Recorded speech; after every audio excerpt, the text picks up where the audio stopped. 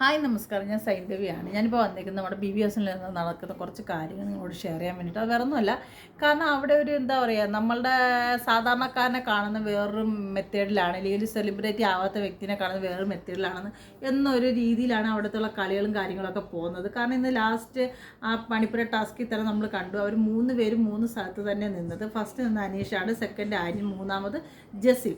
പക്ഷേ ഈ ടാസ്കിൽ അപ്പോഴും BBS എന്ന് പറയുന്നുണ്ട് 8ൻ്റെ പണിയാണ് നിങ്ങൾക്ക് വരുന്നത്, നിങ്ങൾ ആലോചിച്ച് വേണം തീരുമാനം എടുക്കാൻ എന്നെല്ലാം പറഞ്ഞിട്ടാണ് ബിഗ് ബോസ് വിളിച്ച് പറഞ്ഞിട്ടാണ് ഇത് ചെയ്യുന്നത്. പക്ഷേ എല്ലാവരോടും ചേർന്ന് തിരഞ്ഞെടുത്താണ് ഈ 3 പേര്. ഈ 3 പേരും അവിടെ ചെന്ന് ഫസ്റ്റ് മുതൽ അനീഷിനടുത്ത് വായിക്കാൻ, അപ്പോൾ അനീഷ് പറഞ്ഞു ഇത് വായിക്കുന്ന ആൾക്കാർ അപ്പോഴും മുതൽ മിണ്ടാതിരിക്കുക എന്നുള്ളത്. അനീഷ് അപ്പം മുതൽ അങ്ങ് മിണ്ടാതായി. അത് വേറൊരു മൈൻഡ്. പിന്നെ രണ്ടാമത് നമ്മുടെ ആര്യനാണ് നിന്നത്. ആ വ്യക്തിക്കാണെങ്കിൽ ജ്യൂസ് കുടിക്കുന്നതായിരുന്നു. മറ്റേത് മൂന്നാമത്തെ ആയിരുന്നു ഗംഭീരം. കാരണം മൊട്ടയടിക്കണം, മുടി വെട്ടുക എന്നുള്ള രീതി വെച്ചാൽ, മുടി വെട്ടുക എന്ന് വെച്ചാൽ മുടി അങ്ങനെ ആ ഒരു രീതിയിലുള്ള ടാസ്ക് ആണ്. പക്ഷേ ഒരു പെണ്ണെ സംബന്ധിച്ച് അത് ഭയങ്കര ബുദ്ധിമുട്ടുള്ളതാണ്. പക്ഷെ അവിടെ അതും ചെയ്യാൻ തയ്യാറായ പെൺകുട്ടികളും അവിടെ ഉണ്ടായിരുന്നു എന്ന് തന്നെ പറയാം. കാരണം ഒരു ടാസ്കിൽ ഒരു ഗെയിം കളിക്കാൻ വരുമ്പം നമ്മൾ ചെയ്യേണ്ടത് നമ്മളുടെ സുഖസൗകര്യം നോക്കിയിട്ടല്ല ഒരു വലിയൊരു ഷോയിലോട്ട് വരേണ്ടത്.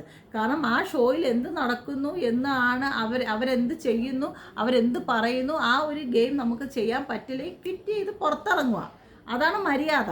അതല്ലാതെ അവിടെ തൂങ്ങിപ്പിടിച്ച് നിന്നിട്ട് വേറൊരാൾക്ക് കിട്ടാൻ പോകുന്ന ആ ഒരു സ്ഥാനമാണ് ഇങ്ങനെയുള്ള വ്യക്തികൾ വന്ന് കയറി അവിടെ നശിപ്പിക്കുന്നത്. ഉള്ള സത്യം പറ, എത്രയോ എന്നിട്ട് ഈ ജസ്റ്റിൽ പറയുന്നുണ്ട് ഞങ്ങൾ പഞ്ചാബികളാണെന്ന്. ഒരിക്കലും ഒരു പഞ്ചാബി ഷോ അല്ല, ഇത് മലയാളികളുടെ ഷോയാണ്. ഈ ബിഗ് ബോസ് മലയാളം എന്ന് പറയുന്നത് മലയാളികളുടെ ഷോയാണ്. അവിടെ പഞ്ചാബിക്ക് വന്ന് കയറേണ്ട ഒരു കാര്യങ്ങളില്ല. അത് ഇവക്കിപ്പോൾ ഇതിനകത്ത് കയറിയപ്പോഴുള്ളൂ പഞ്ചാബി, ഇതിൽ മലയാളിയാണെന്ന് പറയണം. അതല്ലേ ബിഗ് ബോസ് ഹൗസിനകത്ത് കയറിയത്. അപ്പോഴെന്ത് ഈ ആര്യന് ഇവക്ക് പഞ്ചാബിയാന്നൊരു തിങ്കിങ് വന്ന എന്താണ്? ആര്യനെ മുടിയെടുക്കാൻ പറ്റത്തില്ല. ജസിലിന് ആര്യക്ക് സ്നേഹം ഉണ്ടെങ്കിൽ ആര്യ പോയി മുടിയെടുക്കട്ടെ. എന്തിനാ അനീഷിനെ അടിച്ചേൽപ്പിക്കാൻ നിൽക്കുന്നത്? അനീഷിന് താല്പര്യമില്ലാത്ത അനീഷ് മിണ്ടാൻ നിന്നു. അതാണ് അനീഷ് ചെയ്തത്. പക്ഷേ ഈ മനുഷ്യർ, നമ്മൾ ഇതിനുമുള്ള ആൾക്കാരെയൊക്കെ നമ്മൾ മരവാഴകളെന്ന് വിളിക്കുമായിരുന്നു. ശരിക്കും പറഞ്ഞാൽ ഇവരെ വിളിക്കേണ്ട അതല്ല, ഇവരെ വിളിക്കേണ്ട കുളവാഴകളെന്നാണ്. കാരണം ഒഴുക്കിനനുസരിച്ച് യാത്ര ചെയ്താണ് ഈ കുളത്തിലെ വാഴ. നമ്മൾ കണ്ടിട്ടില്ലേ, കുളങ്ങളിലൊക്കെ ഇങ്ങനെ കായലും കുളത്തിലൊക്കെ ഇരിക്കേണ്ട, അത് ഒഴുകി ഇവിടെ പോകുന്ന ആ രീതി പോകും. അതുപോലുള്ള കുറച്ച് മനുഷ്യരാണ് ഇന്ന് BBSനുള്ളിലുള്ളത്. അത് പറയാതിരിക്കാൻ പറ്റത്തില്ല. കാരണം ഇവർക്ക് രണ്ടുപേർക്കും ചെയ്യാൻ പറ്റാത്ത കാര്യം അനീഷ് ചെയ്യുക, അതായിരുന്നു അവിടെ ഉള്ള മിക്ക ആൾക്കാരുടെയും ധാരണ. പക്ഷെ അത് മോശമായ പ്രവണതയാണ്. ഇവർക്ക് രണ്ടും പറ്റാത്ത ചെയ്യാൻ എന്താ? അയാൾ പാമ്പിടിച്ച ഒരു സ്ഥലത്തു നിന്ന് വരുന്ന ഒരു സാധാരണ മനുഷ്യനായതുകൊണ്ടാണ് അയാളത് ചെയ്യാൻ പറയുന്നത്. അല്ല, തീർച്ചയായും അതൊരു ഇവന് പോലെ ഇവരെ സിനിമയിൽ നമ്മൾ കണ്ടിരിക്കുന്നത്. ഇപ്പം കുറേ പെണ്ണുങ്ങളുടെ കൂടെ കടന്ന് കുറേ വീഡിയോ എടുത്തല്ലോ നമ്മൾ ഈ ആര്യ എന്ന് പറയുന്ന വ്യക്തിയെ കണ്ടിട്ടുള്ളൂ. അത് നമ്മൾ ഈ റീസണിലാണ് ഇപ്പോൾ അതൊക്കെ കാണുന്നുണ്ടെങ്കിൽ, ഇതിന് മുമ്പ് നമ്മളൊന്നും ഇവനൊന്നും കണ്ടിട്ടില്ല. അതുപോലെ ജസിൽ എന്ന് പറയുന്ന വ്യക്തി നമ്മൾ ഇവിടെ വന്ന ഈ ഷോയിൽ വന്നാണ് നമ്മൾ അവളെ അറിയുന്നത്. ഇപ്പം ഈ പറയുന്ന അനീഷിനെ ആയാലും നമ്മൾ അങ്ങനെ തന്നെയാണ് കണ്ടിട്ടുള്ളത്. പക്ഷേ എനിക്ക് ബിഗ് ബോസിനോട് പറയാനുള്ളത്, ഈ ഷോയിൽ 100% ആയിട്ട് കൊടുക്കുമെന്ന് ഉറപ്പുള്ള വ്യക്തികളെ ഇതിനുള്ളിലോട്ട് കയറ്റി വിടാവുള്ളൂ. കാരണം ഇങ്ങനെയുള്ള ആൾക്കാരെ കയറ്റിക്കയറാൻ വേറെ നല്ല രീതിയിൽ കളിക്കാൻ നിൽക്കുന്ന മനുഷ്യരുടെ ചാൻസാണ് ഇതിനുള്ളിൽ പോകുന്നത്. കാരണം ഇവരൊക്കെ ഇവിടെ വന്നിരിക്കുന്നത് ഒരു ഫെയിമിന് വേണ്ടി മാത്രമാണ്. അല്ലാതെ ഇവർക്ക് ഈ ബിഗ് ബോസ് എന്നൊരു ടാഗ് ലൈന് വേണ്ടിയിട്ട് മാത്രം, അല്ലെങ്കിൽ ബിഗ് ബോസ് 7 എന്ന ടാഗ് ലൈൻ ഇവർക്ക് കിട്ടാൻ വേണ്ടി മാത്രമാണ് ഇവർ ബിഗ് ബോസ് ഹൗസിനുള്ളിലേക്ക് വന്നേക്കുന്നത്. അല്ല ഇവരാരും കളിക്കാനോ ഇല്ലെങ്കിൽ ആത്മാർത്ഥമായിട്ട് അവിടെ പണിയെടുക്കാനോ. ഈ ബിഗ് ബോസ് തന്നെ ഇവർക്ക് പൈസയും കൊടുക്കുന്നുണ്ട്. എങ്ങനെയെങ്കിലും ഓരോ ദിവസത്തേക്ക് തള്ളി നീക്കിക്കൊണ്ട് പോകണം, ആ പൈസ കിട്ടണം. ചുമ്മാതിരിക്കുകയല്ലേ. ഞാൻ വേറെ കാര്യം ചെയ്തിട്ട് കേസ്, ഈ നമ്മളിപ്പോൾ ഒരു 3 ആഴ്ചയായിട്ട് ബിഗ് ബോസ് ഹൗസിൽ നമ്മളിത് കാണുന്നുണ്ട്. ഇതിൽ ഈ നമ്മുടെ ഈ 7-ലായാലും 6-ലായാലും 5-ലായാലും ഈ ലാസ്റ്റ് നടന്ന ഈ ആൾക്കാർ കുറയുമ്പം ഏറ്റവും ലാസ്റ്റ് നടക്കുന്ന ഗെയിമുകളാണ് ഈ പ്രാവശ്യം എല്ലാം ഫസ്റ്റ് കൊണ്ടിട്ടിരിക്കുന്നത്. ആ ഒരു പ്രത്യേകത അല്ലാതെ ഇവർക്ക് ഇതിലേതെങ്കിലും ഈ 3 ആഴ്ച അവിടെ തികച്ച് നിൽക്കാൻ പറ്റുന്ന രീതിയില്ലെങ്കിൽ അത്ര കാഠിന്യമായി എന്തെങ്കിലും ഒരു ഗെയിം ബിഗ് ബോസ് കൊടുത്തിട്ടുണ്ടോ? ഇല്ലെങ്കിൽ അവിടുന്ന് ആരെങ്കിലുമൊക്കെ പുറത്ത് പോയാലല്ലേ ഇനി കളിക്കാൻ നിൽക്കുന്ന നല്ല ആൾക്കാർ തിരിച്ച് ഇതിനുള്ളിൽ കയറി വരുള്ളൂ. ഈ കൊളവാഴകളൊക്കെ ഇവിടെ നിർത്തി ഇങ്ങനെ നിർത്തിയിട്ട് ഇവർക്ക് ഭക്ഷണവും കൊടുത്ത് നമുക്ക് എന്ത് ചെയ്യാനാണ്? ഇവരെ കണ്ടിട്ട് എന്തിനാ? അത് എനിക്ക് വെറും വേസ്റ്റാണ് ഈ അപ്പാനി ശരത്ത് എന്ന് പറയുന്ന വ്യക്തി. അയാൾ ചെന്നിട്ട് നമ്മുടെ ആര്യനോട് പറയണേ, നിനക്ക് മുടി വെട്ടാൻ പറ്റിയില്ലെങ്കിൽ ഞാൻ മുടി വെട്ടാം, ഞാൻ മുടിയെടുക്കാം. ഇവരൊക്കെ എന്താണ്? ഇവരൊക്കെ നാണമാനമുണ്ടോ? ഇവൻ ഇതിന് ആര്യൻ്റെ ഇത് താങ്ങി നടക്കുന്നത്. പിന്നെ ഈ വ്യക്തി അവിടെ കാണിച്ചു കൂട്ടിയ പ്രവൃത്തിയും കാര്യങ്ങളൊക്കെ പുറത്ത് പാട്ടാണ്. അപ്പാനി രവിയുടെ ക്യാരക്ടർ കാണിച്ചതെല്ലാം പുറത്ത് പാട്ടായി നടക്കുകയാണ്. കാരണം ഒന്ന് ആലോചിച്ച് നോക്കാം, ഇയാളായിട്ട് കൂട്ട് കയറി ഒരു പെണ്ണ് പുറത്തായി. പിന്നെ പറയാതിരിക്കാൻ പറ്റത്തില്ല, എന്തൊക്കെയാണോ നടന്നത് നമ്മൾ ആരും കണ്ടിട്ടില്ല. പക്ഷേ ആൾക്കാർ പറയുന്നുണ്ട്, നടന്ന സംഭവങ്ങളും കാര്യങ്ങളൊക്കെ ഓരോ വ്യക്തികൾ ഇങ്ങനെ പറയുന്നുണ്ട്. അത് കണക്ക് ഷാനവാസും പറയുന്നുണ്ട്, എന്തുകൊണ്ട് ഇവ ഷാനവാസിനും പാവ പോലെ ആയത്. ഷാനവാസിനെ തെറിയും വിളിച്ച് തന്തയ്ക്കും വിളിച്ച് നടന്നവനാണ് ഈ അപ്പാനി ശരത്ത്. എന്തുകൊണ്ട് ഷാനവാസിനും പൂച്ചയായത്? അന്നേരം അവിടെ എന്തോ ഒരു റോങ് നടന്നത് കൊണ്ടല്ലേ, അല്ലാതല്ലല്ലോ. അത് നമ്മൾ എന്തായാലും മനസ്സിലാക്കണം. പിന്നെ ഈ അപ്പാനി ശരത്തിൻ്റെ വള്ളി പിടിച്ചോടെ നടക്കുകയാണ് മറ്റേ അക്ബർ എന്ന് പറയുന്ന ആ ചങ്ങാതി. ഇവരൊക്കെ ഇത് ശരിക്കും പറഞ്ഞാൽ ഇതൊക്കെ ഈ ഒഴുക്കിനനുസരിച്ച് നീങ്ങുന്ന കൊളവാഴകളെന്ന് പറയണം. ഇവർക്കൊന്നും ഒരു നിലപാടില്ല, നിലനിൽപ്പില്ല. സത്യം പറയാണ്, വാ തുറന്നാൽ നല്ല കാര്യങ്ങളൊന്നും പറയത്തില്ല. ഒരു മനുഷ്യർക്ക് കാണാൻ പറ്റുന്ന ഷോ ആയിട്ട് എനിക്ക് തോന്നുന്നില്ല. സീരിയസ്ലി പറയാം, ഈ 3 ആഴ്ച കണ്ട എനിക്കൂടെ തന്നെ ഇതൊക്കെ നിർത്തിയാലോ എന്ന് തോന്നുവാണ്.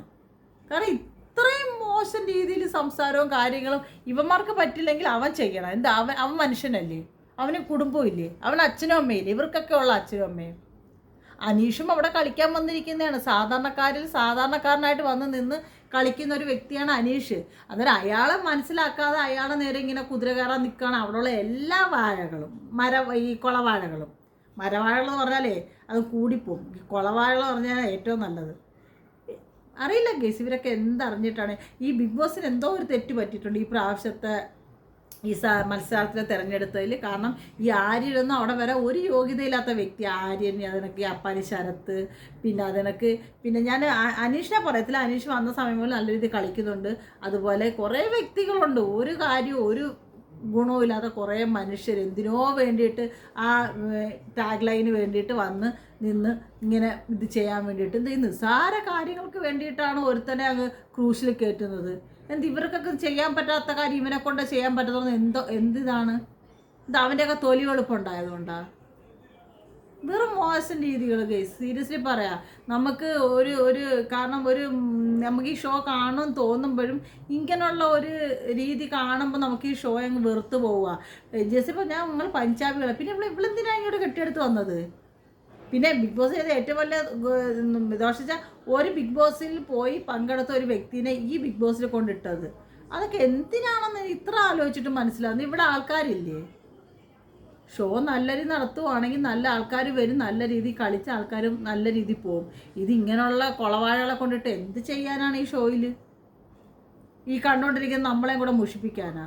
ഈ 24/7 ഒന്നും കാണാനേ തോന്നില്ല. ശരിക്കും പറഞ്ഞാൽ കുട്ടികളെന്നുണ്ടെങ്കിൽ കാണിക്കുകയേ ചെയ്യരുത്. കാരണം അത്ര മോശം വർത്തമാനങ്ങളാണ് അതിനകത്തുള്ള ആൾക്കാർ ഈ വഴക്കൂടുമ്പോൾ അങ്ങോട്ടും ഇങ്ങോട്ടും വിളിച്ചു പറയുന്നത്. സീരിയസ്ലി പറയാ, ഇത്ര വിവരം കെട്ട കൊളവാഴകളെയാണ് ഈ പ്രാവശ്യം കൊണ്ട് നിർത്തിയത്. വെറും കൊളവാഴകൾ. തീർത്ത് പറയാ, ഈ അപ്പാനിയൊക്കെ കാണിച്ചു കൂട്ടുന്ന പ്രവൃത്തി കണ്ടിട്ടേ ഞാൻ ആലോചിക്കുക, വെറും ലോക്കൽ ആൾക്കാർ പോലും ഇപ്പം അങ്ങനെ പെരുമാറത്തില്ല. അത്ര ഒരു എന്താ പറയുക, അതങ്ങ് പറയാൻ വാക്കുകൾ കിട്ടുന്നില്ല. അത്ര മോശം രീതിയാണ് ഓരോ വ്യക്തികളും അവിടെ കാണിച്ചു കൂട്ടുന്നത്. എന്തൊക്കെ ആണ് നമ്മൾ സീരിയൽ ഇവരൊക്കെ കാണുമ്പോൾ. സീരിയൽ നടിമാരുടെ കാര്യം പറയാണ്, എന്ത് മട്ടും സാരി ഉടുത്ത് ഫോട്ടോഷൂട്ട് ചെയ്യുന്ന ഈ ചെളി കേസുകളൊക്കെ ആണല്ലോ നമ്മളിങ്ങനെ ചിന്തിച്ചു. വെറും ചെളികൾ. സീരിയസ്ലി പറയാം കേസ്, വെറും ചെളികൾ. അപ്പോൾ ഇതാണ് കേസ് എനിക്ക് പറയാനുള്ളത്. കാരണം നമ്മുടെ ടൈം നമ്മൾ വേസ്റ്റ് ചെയ്യുകയാണ്. ഒരു മനുഷ്യർ പോലും ഇല്ല അതിനകത്ത് നമ്മുടെ ഒരു വോട്ട് കിട്ടി ജയിച്ച് കയറി വരാൻ പറ്റുന്ന രീതിയിൽ ഒരു മനുഷ്യരില്ല.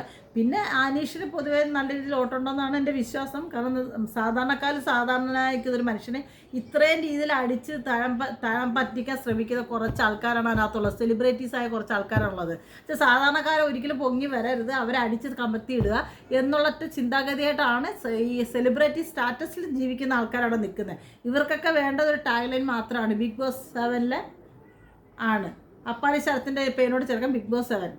അതിനൊക്കെയാണ് ഇവനൊക്കെ വന്നിരിക്കുന്നത്. അല്ലാതെ ഇവളുമാരൊന്നും ആത്മാർത്ഥമായിട്ട് ബിഗ് ബോസ് ഹൗസിനകത്ത് കാലെടുത്ത് വെച്ചവരല്ല ഗേസ്. എനിക്കിതാണ് പറയാനുള്ളത്. അപ്പോൾ അടുത്തൊരു വീഡിയോ ആയിട്ട് ഉടനെ വരാം. Okay, bye bye, Tata.